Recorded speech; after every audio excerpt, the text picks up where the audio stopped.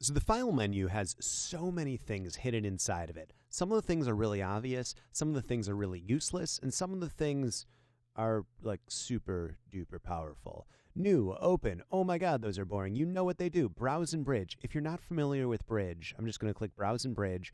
Comes with Photoshop. It's a whole other program, and it's just like a really advanced way to go through and sort through photos.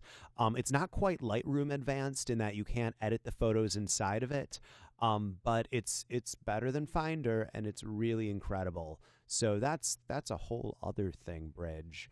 But that's something that's there that you should definitely be aware of. Okay, so there's a few things open as Smart Object,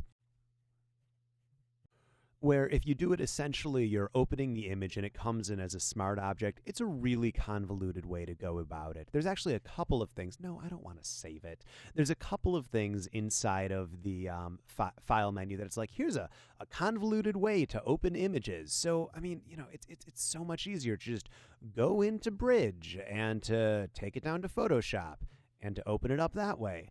And if then you want to make it a smart object, you can always right click it and convert to smart object. Even though that takes two steps, it makes a lot more sense to me than memorizing a new thing of file, open a smart object. I'm going to open an image in a strange, different way. So, just never use it. Open recent. If you want to clear the recent file list, pretty straightforward. If you want to increase how many recent files you have right there, it's inside of the options panel, the preferences panel. And pretty straightforward. Close all windows, close and go to Bridge, save as. Again, these are pretty standard in all things. Check-in is an interesting one. So I'm not doing anything with the Creative Cloud for this image right here, but if you have multiple people working on an image, and you want some people to check in, what you can do is you can make it so, oh, Steve is the person who's checked in this image right now, so I won't work on it. And then you can check it out, and then someone else, you're releasing it for someone else to work on it. So this is good if you have a team. I'm not going to get too deep into that. I just kind of want to give you a taste of what this is giving you the ability to do. And if you Google file check-in for Photoshop, it's a pretty straightforward thing that you can figure out.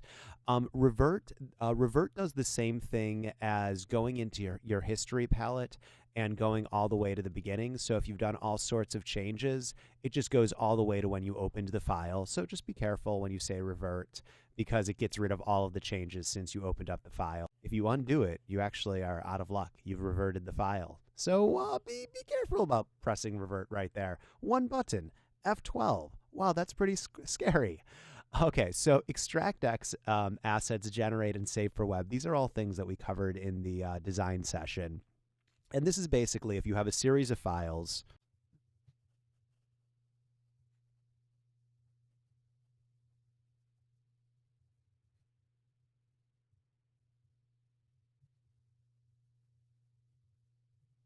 Oh my gosh, that took longer than I had planned right there, just to set up these examples right here. So if you have a series of layers and you rename them, so this one says .jpeg and this one says .png, and there's actually all sorts of other options that you can add to this that I'm not going to get into in this because it's just covering the menu.